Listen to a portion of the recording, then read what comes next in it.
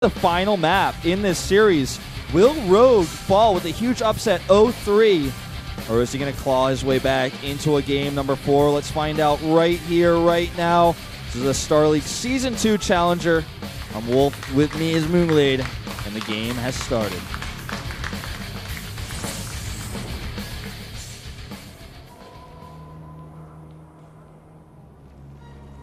And up here to the top left, once again, it is Rogue, down 2 games. Ooh. I thought we were seeing an early pull. I freaked out, and it was sometimes, man. Not looking happy, man. No. He's got that sad Rogue face on again. Down here, the bottom right in red. Might be doing a gateway opening here, it looks like. It's Hurricane. So what I wanted to talk about why we see weird games in Challenger and why we see weird games in Code A as well, is because for some of these players, like, they're definitely considering retirement. You know, you look at a player who's just like underperforming for years, some of these people, and finally have an opportunity. Or like players like Hurricane or Leonot or Flash, it's like, well, we were once really good and really well respected, like it's considered like top 3 players in the world, and then now you're looking in a slump, people don't respect you as much, and you're having trouble, you need to prove something. And this is like, if you're not in Star League and you're not in GSL, and there's probably a reason for this as well, those 2 reasons are part of the reason why you're also not being fielded in Pro League, then what is your career? To just sit in the house and try to get better? That's so demoralizing. Like, it's just like, it's a horrible lifestyle, yeah. Man.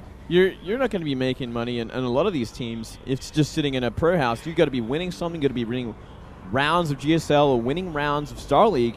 If you're not doing that, then you're just living off what the coach gives you as food and playtime and sleeping in their bed. Well, at this age, you know, your high school friends, you're having girlfriends and going on in normal lives. It's really stressful, and you know, and let's be real. Like, Starcraft 2 is a great game. It's an amazing game. It's my favorite game, in fact. But it's a game that is not as lucrative as some other esports, and this is a really stressful time for a lot of these players who may even be considering retirement, as mentioned, and. You know, I don't even know. I'm pretty sure Rogue is in the GSL, but I know that Hurricane, I think, is not. And Samsung is fielding him every now and then. But this is so important for him. This is so intense. Yeah, I feel like Rogue can definitely afford to lose this game or lose this match. And, you know, he'll still be okay. Hurricane, on the other hand, he is one of those struggling players.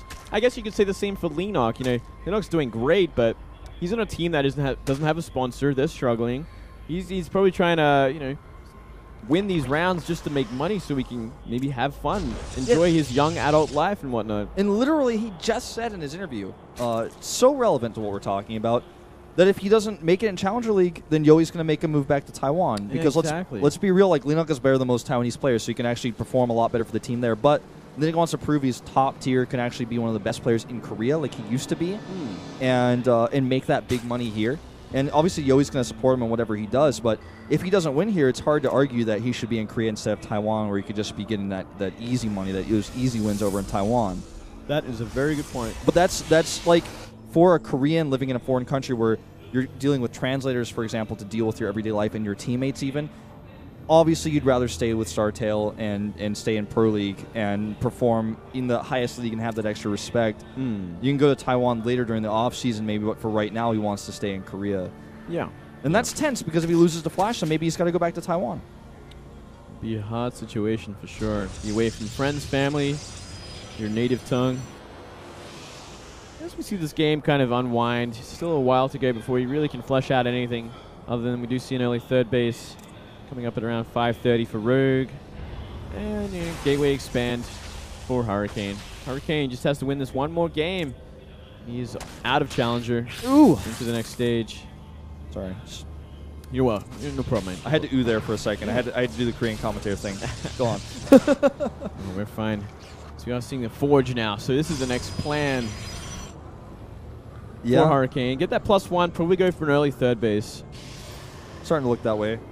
No tech to really identify of what exactly he wants to do, though. I would be surprised if we don't see a Twilight come up sometime soon. Yeah, like, if we were going to see a Stargate, we would have seen it already, right? Yeah. So, I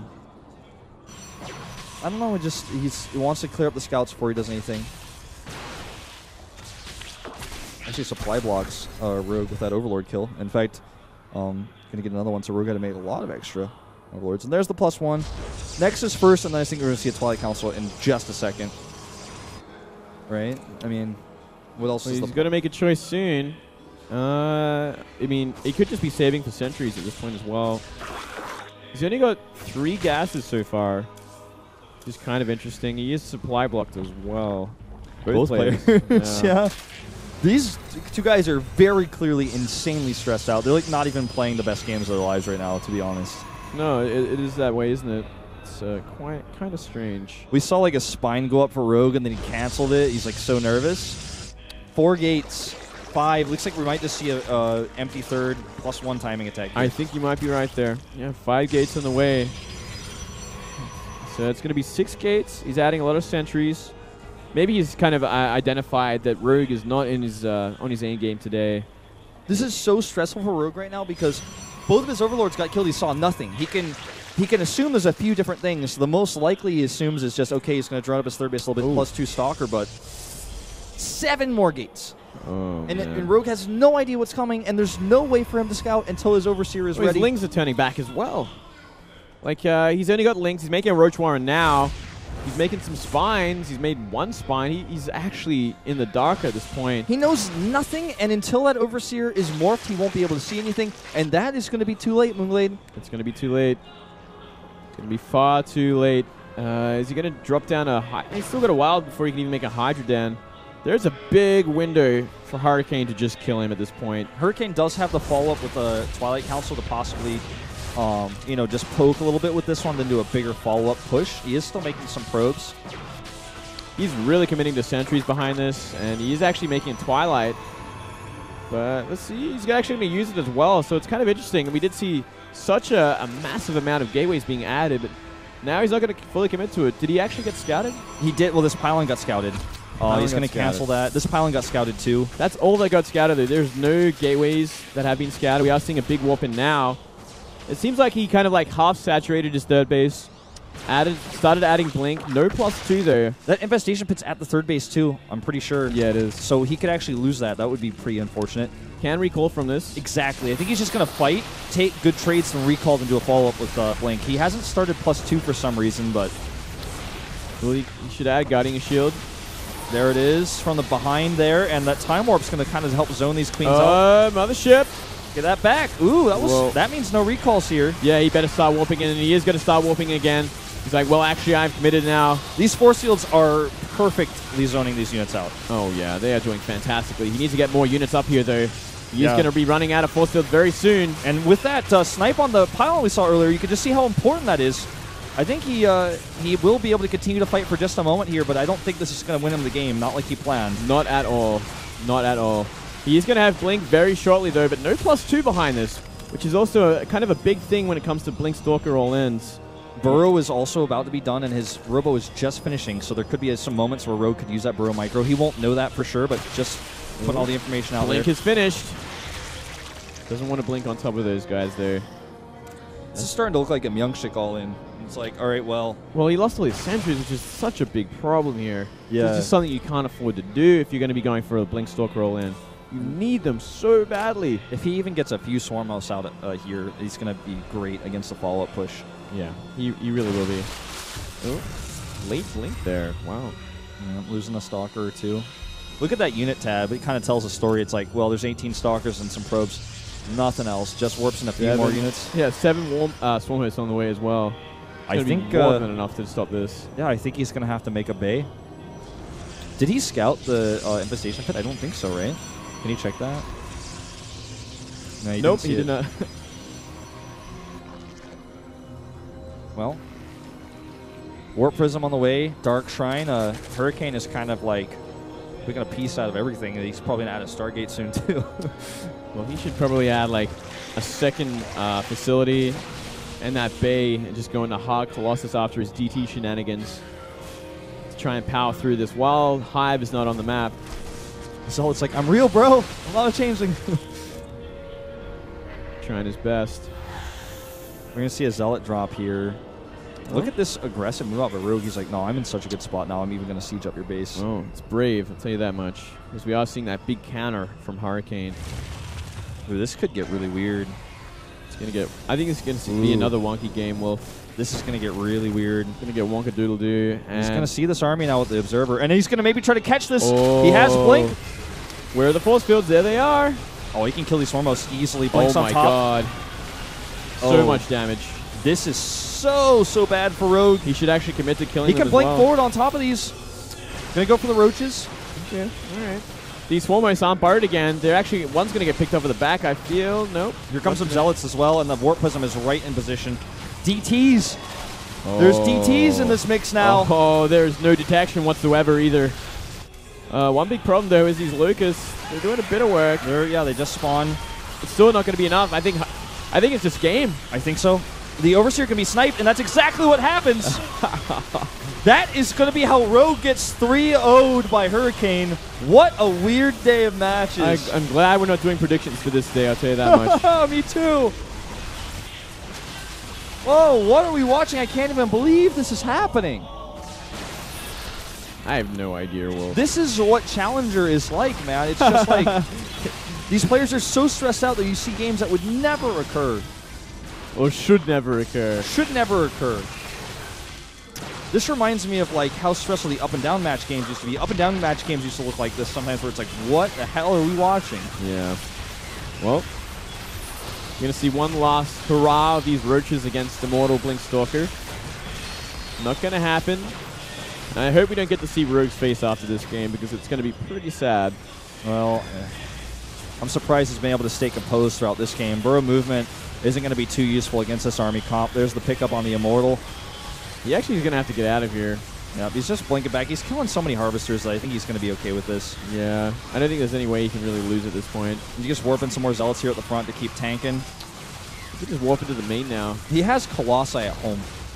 And he has a 4th base coming up, too. Every Stalker might just go down. He needs a warp. Go in that Warp Prism. Stalker's like blink into it. Imagine you could do that. Where are the DTs? Oh, those are units lost. I was like, huh? There's 5 DTs? Why aren't they killing anything? There aren't any spores in these bases. That's a good point. So there is one Overseer. 3 Mutas. Huh. That feels a bit desperate. Must be just to chase down the Warp Prism. Okay. All right, well, from here, I mean, look at the money that we do see from Hurricane as well. Like, he can warp in 7 Stalkers. Yeah. He's just been missing those extra gates that he's just now adding because he was so busy microing. I guess his macro kind of slipped there. He's 74 probes. And a 4th base that's about to hit saturation with those probes materning over there right now. Yeah. I think it's just a matter of time until we see Rogue tap out. It could be any moment now when he actually sees this Colossi and the amount of units being warped in at this point. A very one-sided series. 6 Swarmos are definitely not going to be what saves him here. No, not against 2 Colossus. He will just be able to power through them. He doesn't have enough support. Oh, 3 Muta harass, though. Well, they could start to do some serious damage, in fact. I think it's not going to be enough. But no, unless he goes for a hard base trade. But guess what? The units are already tapping on the door of the natural. Going to be knocking down these swarm hosts. And what are you going to do from here, Rogue? Are you actually going to draw this out? You're going to be trying to go for a base trade with a bunch of links? He's got to make a tough decision. Does he type GG in English or in Korean? That's the only decision left he has to make. And it's like he might compose himself and actually go for that English GG. Well, he's going to do this cute little counterattack first. Recall, actually, like for super safety. I think right now Hurricane's like, you're still in this game, so maybe I'm missing something. Maybe I should recall and be super safe. Well, I think he's just like, well, I just got to make sure that Rogue can't do anything. Give him like the sense of helplessness. I think he's starting to realize, like, oh, you're making a bunch of Mutalists. I don't know if I want to base trade against you while you have this many Mutas. Look at that. You're just focusing them down. Yep. Target those down, blink out. And the reinforcements are coming back here. Mutalists are actually just going to fight Stalkers. That's not what you want to do. GG. GG. Oh, look at Rogue's face. And Hurricane, man, he blasts his way through an easy qualifier run, then is able to beat Rogue 3-0. Weird matches. I don't want to give him too much credit yet, but he's earned that spot. He certainly has. He definitely earned that spot. Let's see if he can keep it in the next round. No doubt will be fighting a much harder opponent than what he fought tonight. Rogue starting to get that feel of what he did to Sulky last season. He just got totally stomped, man. Deadwing, Merry-Go-Round, Sejong, bam, bam, bam. Just no chance. The weirdest game, in my opinion, was definitely Game 2. Game 1 was weird.